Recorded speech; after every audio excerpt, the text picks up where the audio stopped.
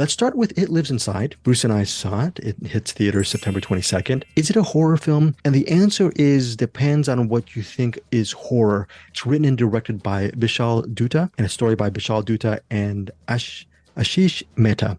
Now, here's the thing. It's rated PG-13 and there's a bunch of jump scares.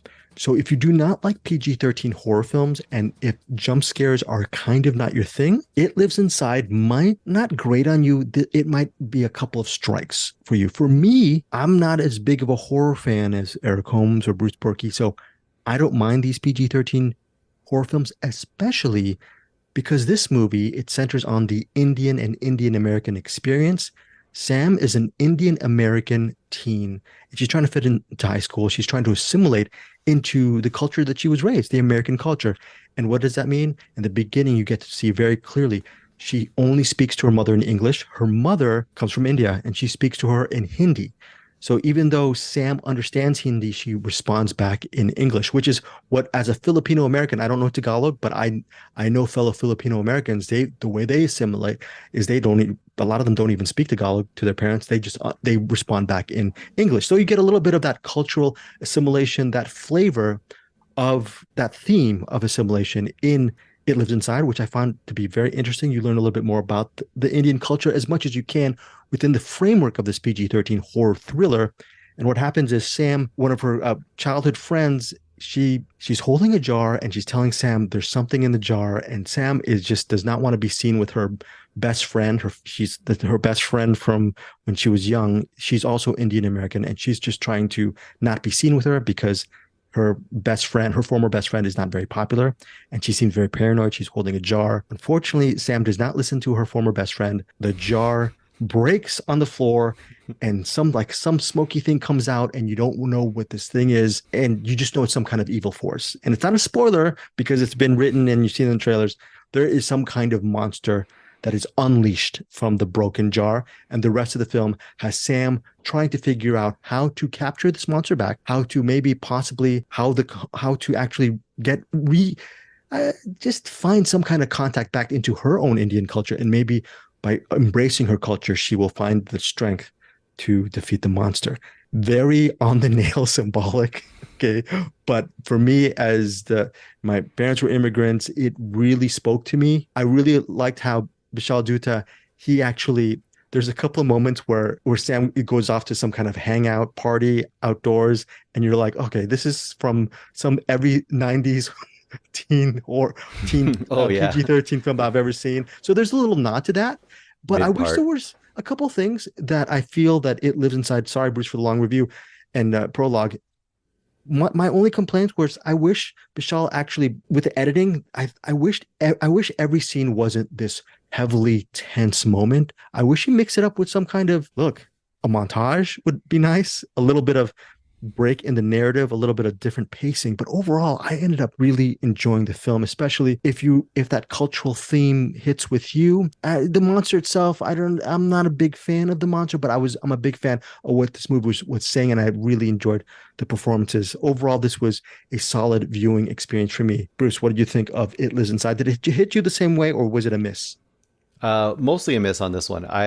First of all, I think one big knock against it is it lives within, I don't know, it doesn't live inside. It lives within a month of when Talk to Me came out, which is another possession movie that's very original and very unique and very interesting and very fun and genuinely creepy, and a lot of all the things that this movie doesn't quite hit for me. PG-13, yep, you got it on that one. I think the big problem with this movie is it doesn't commit. Does it want to be a movie about, kind of the conflict between generations where culture is slipping away because you're but you are kind of assimilating into another culture, and how does that affect you, and where does your culture still have power within that life, and how do you find a peace in that, and a peace with your family, and a peace with the culture you're living in, on so on and so forth. Interesting movie idea. This movie doesn't tackle it very much at all. It's only Really? it's very surface. And there, you're wrong. There is a montage. It's a montage of making food that is Oh, one of the really? sillier moments of this Oh, movie to fight a creature. Other silly moments. oh yeah, One of yeah, the yeah, one of yeah. the big kills involves a swing set. It's absolutely ludicrous and laughable. Nearly bloodless movie, very, very tropey. It's also the other half. So it's two halves of a movie, right? The other half of the movie is a very bland horror movie that we've seen lots and lots of versions of before. This is a by the books possession demon type movie, right? I laugh when you said that the jar broke because it's more like this. It's like your friend seems disturbed for days and they come up to you with a Ouija board and says, this Ouija board is haunted, and then friend sets it on fire. Well, that's essentially what happens here. She comes up with jar and says, there's a monster in this jar and I have to keep feeding it. And the friend just says, you're crazy, and knocks the jar to the ground and destroys it. And I was just like, okay, well, that's a great friend move there. Yeah, I nothing worked for me in this. It wasn't creepy. The cultural Okay, stuff, did you feel that was well, maybe even shoehorned because it was a by the numbers movie kind of I thing? don't know. This kind of reminds me. What was the other movie we saw recently where I kind of wondered, what came first? We just talked about it. Already went out of my Okay. brain. I'm sorry, but yeah. I mean, if that was kind of the main point of the movie, I feel kind of like it might have been, but maybe they just didn't have the conviction or they didn't think it would sell. I mean, I could see that being the case. Like, we're not going to be able to sell this indie drama about how you deal with cultural stuff in American society. Whereas if we make it a horror movie that, has all these things that are in horror movies, it'll sell, and it probably will sell. And they throw a Get Out production on front of it, and that kind of gives it a little more oomph as well. But I mean, unfortunately, it just kind of fell flat as a horror movie and flat as a drama for me all the way around. So I was just kind of, yeah. Talking about the movie that was putting me to sleep. This is the movie that was putting me to sleep, Oh, except so, for one scene. right. One truly creepy scene was her in bed at night and looking towards a closet, and there was just like these eyes looking back at her, and that was a truly good, well done, creepy scene. But that was about it. Yeah, I'm on the flip side. I really enjoy this movie. Shout out to Betty Gabriel. She plays a teacher from the high school. And if you look at Betty Gabriel and you say, you might seem familiar. And I thought to myself, who's Betty Gabriel? And I looked up her IMDb.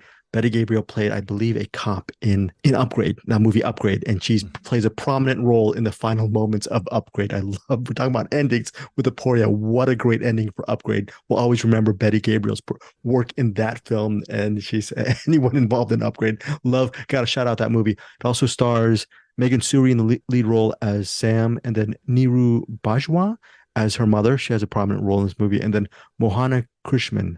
Father, I don't know. I think the father's name is Vic Zahe. I don't know, but it's pretty much. And there's another guy there who's he's sort of the stereotypical cool dude, cute dude, love interest, and it's Yeah. interesting where his character goes, which I thought it was kind of refreshing. Yeah, no, I really I felt like this was a movie that was a horror film that was actually that Bishal tried to actually put in his cultural influence or background into and try to make it into some kind of meal.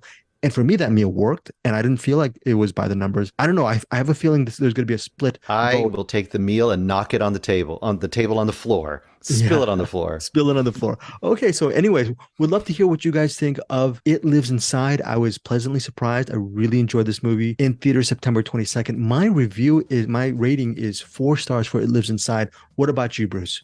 Two. 2 stars from Bruce Berkey. Wow, that is tough. Tonight, before you go to bed, you better start saying some of those mantras. And I hope you don't have one of those burned out books. Make I sure got plenty of meat in this house. I can throw some meat at it. you can throw some meat at it. Okay, so that is It Lives Inside. Again, 4 stars for me, 2 stars for Bruce.